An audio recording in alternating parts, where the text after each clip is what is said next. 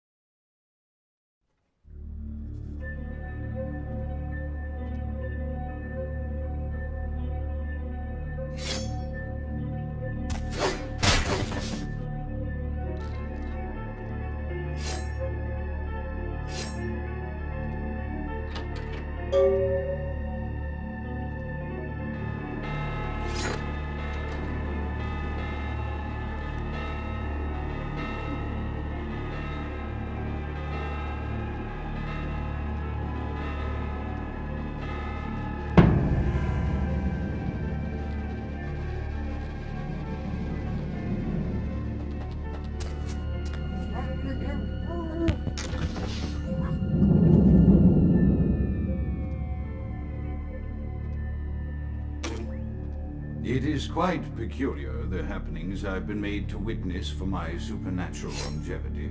I am thinking of one unfortunate phenomenon in particular, of unique interest to my station, both as a professional and as a sufferer of this vampiric condition.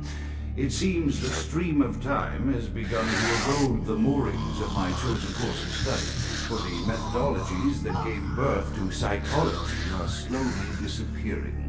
I find myself in an era that overlooks the physical component of psychological pathology time and again in favor of the sophistic practice of Freud.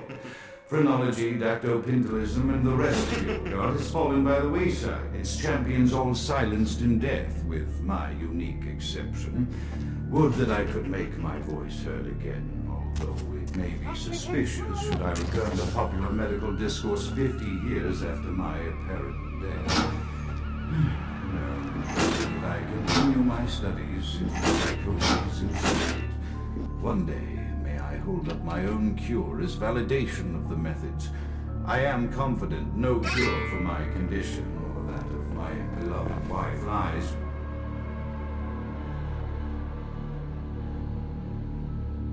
within our figurative minds, waiting to be unlocked by the correct combination of memories recovered from our childhoods.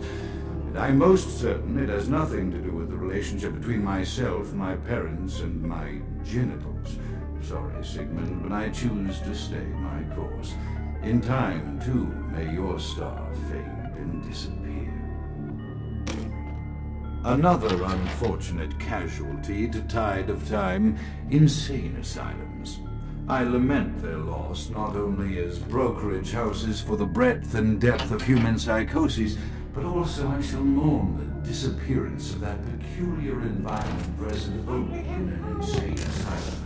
That palpable atmosphere of blistered brains and churning bowels, the odoriferous melange of freely flowing bodily humors, that gently rolling cacophony of distant sobs and screams, the muttered cursing at perceived enemies, and the blissful gurgling of the lobotomized, like a newborn babe discovering the sky. I shall still find test subjects as surely as I find bloody sustenance in the night, but this climate, I fear, may never be replicated.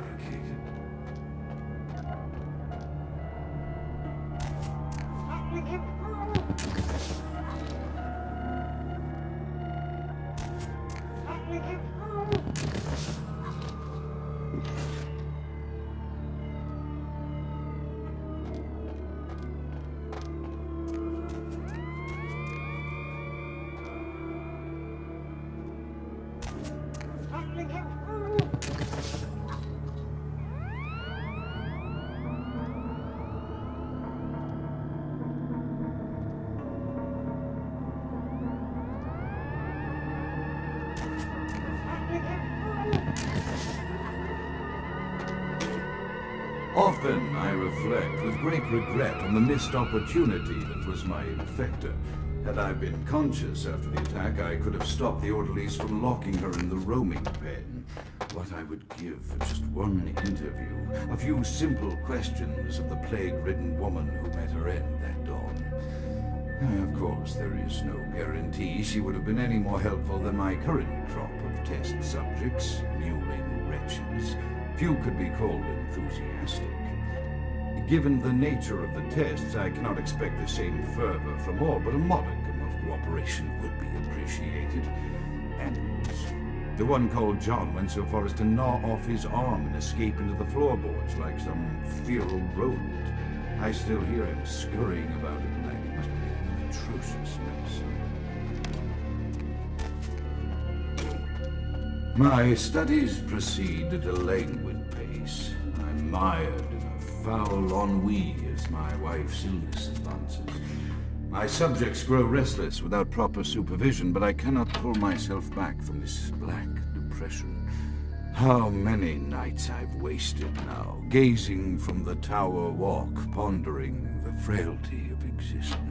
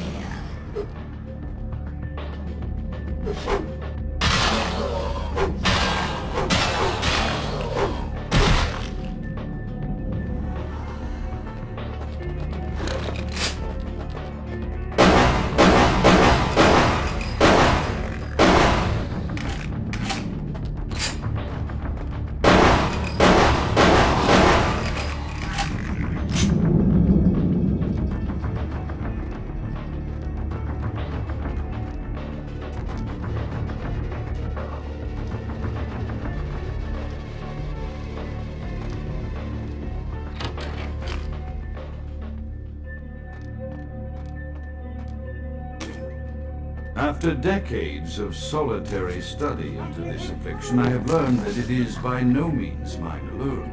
Indeed, the city is home to an entire society of similarly afflicted individuals with whom I've only recently made contact.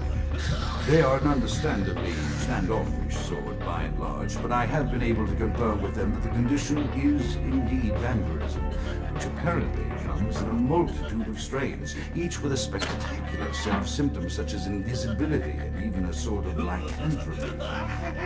Through numerous official interactions with the governing body of this secret society, I have concluded that their fundamental understanding of the vampiric condition is woefully lacking and mired in suspicion and pseudo-religious doubt of all restrictions.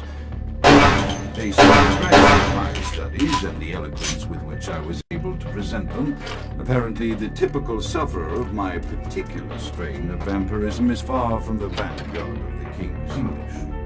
So impressed were they that they even offered me an office in their government, a rather high office by the state of things, I shall say. If nothing else, it should provide a lofty vantage point from which to observe the breadth and epidemiology of the affliction, so that I may move more expeditiously toward a cure.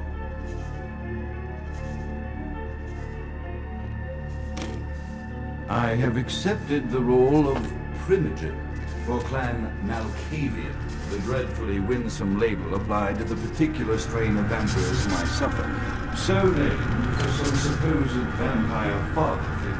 Or copying or grown from a backward culture that seems entirely wrong to children's tales in the fiction of Victorian romance, when it should concern itself with the science behind their suffering.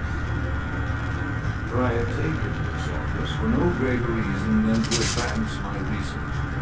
I must make mention that even among my would-be peers to this governing body of vampires, a little paranoia and superstition is frightening. Their intelligence is not the question, no, indeed.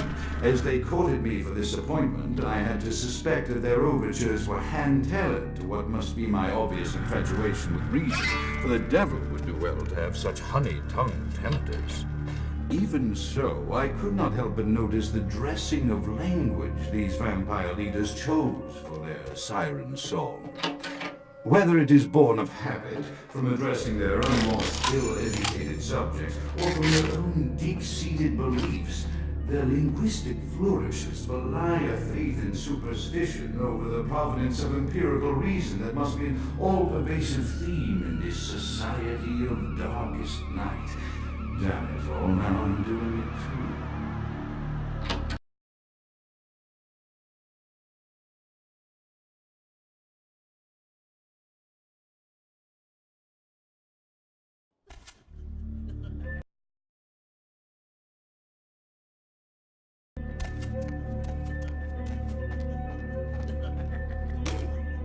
As I expand my dealings with the vampire government, I have encountered a disturbing new symptom of this affliction. Frequently, in conversation, I will hear voices emanating from other vampires, voices that are not their own, but which seem to have insight into their lives beyond what I could gather from simple conversation. These voices seem to echo from deep within my fellow vampires, and I cannot be certain if this symptom belongs to my strain of illness or theirs. The voices are various and inconsistent.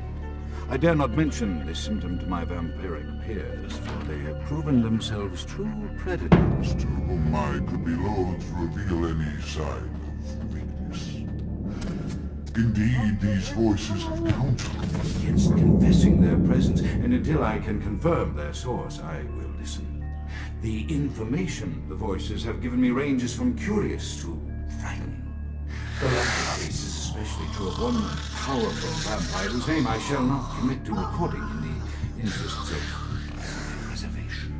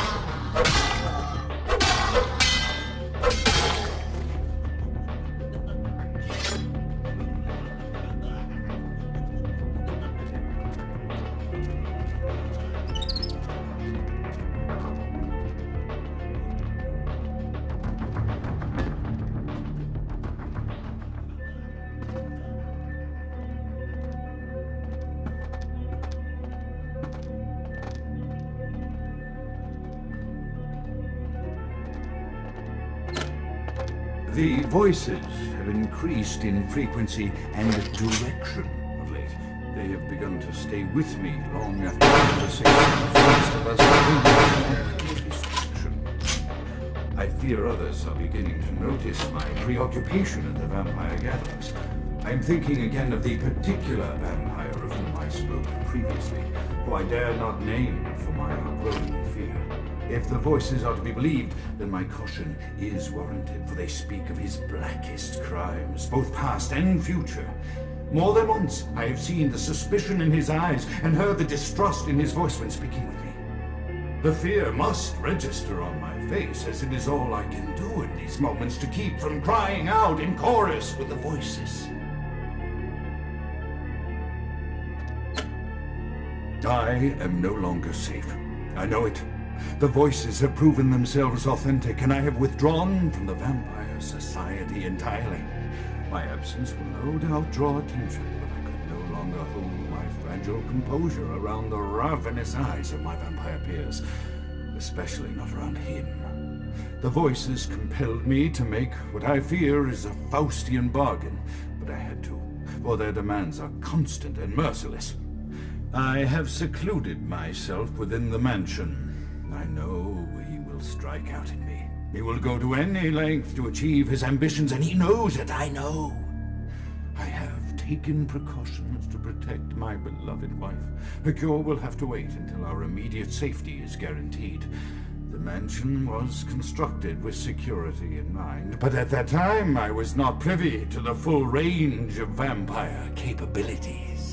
The voices echo in the twisted corridors of my psyche, dark whisperings of a macabre and formless menace, the approach of which portends an end to all of this.